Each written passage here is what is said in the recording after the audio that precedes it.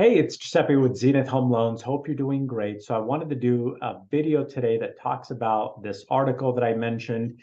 I'll screen share here so you can see it, but it was first put out by Zillow at the end of October.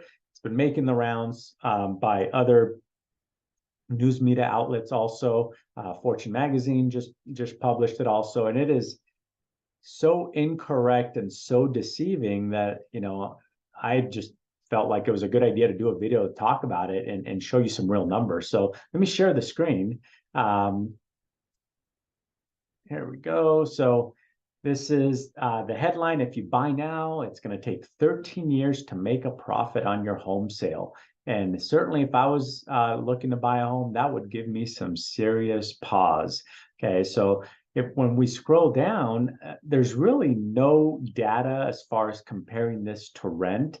And so that's the part that is missing and is really misleading. It's almost making the assumption that you are just living rent-free in a box in the middle of a park or something, or staying with your parents for 10 to 20 years rent-free.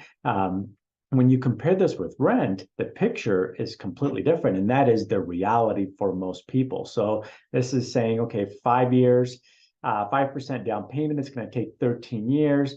Goes on to pick on different cities. So the worst cities, 20 to 23 years to break even on buying a home. And the best cities are still 6 to 10 years of break even.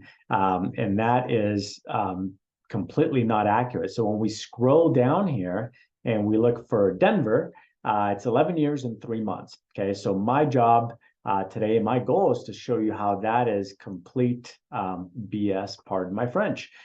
So we'll go back to our buy versus rent comparison here. I'll plug in Denver, let's say a $600,000 purchase price. Okay, we'll go in here and we'll plug in, if you're renting, a $600,000 home, it's about, $3 roughly per square foot. So you're looking at something around $3,100 in rent plus some renter's insurance. And then we have your annual rent increase, which has been averaging in Denver County just under 6%. Okay, if we plug in the house details now, we have your property taxes, we have homeowners insurance.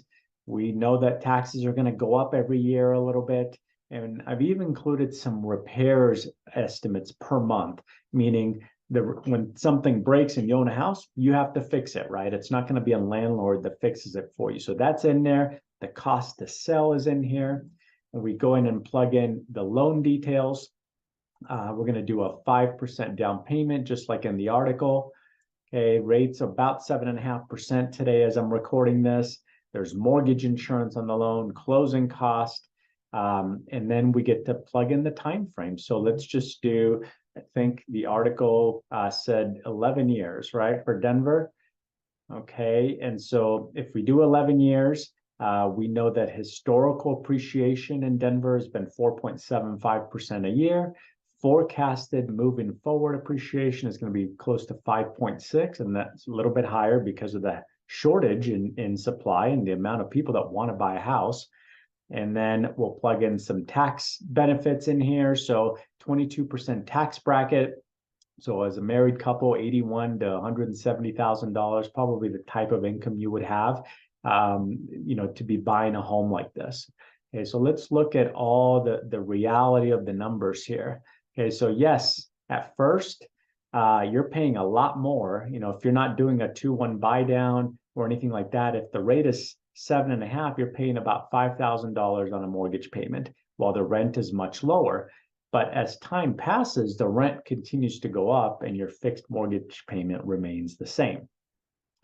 Also, the article doesn't take into account any appreciation or amortization. So the appreciation, a $600,000 home that appreciates at 5.59% after 11 years is going to be worth almost $1.1 million. Okay, the amortization is you paying down the loan. So when you pay rent, you get nothing. When you pay down a loan, you pay down the balance.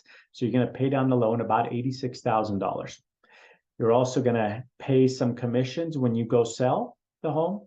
and there's some tax benefits, each year. So when you add it all together, even though you're paying more in a check each month in the early years as you are, making that higher mortgage payment compared to a rent payment, the net gains over 11 years are $433,000 to the positive of buying a home. And when we take everything into account, the appreciation, the amortization, the tax benefits, and the higher payments compared to the rent payment, that break-even period is somewhere between 2 and 3 years. It's nowhere near 11 years. At 11 years, you're sitting with $433,000 extra of net worth if you buy a home. If you'd like a custom analysis, or if there's someone that that could benefit from something like this, just let me know. I would love to help and put one together. As you can see, it can be done very quickly. All right, have a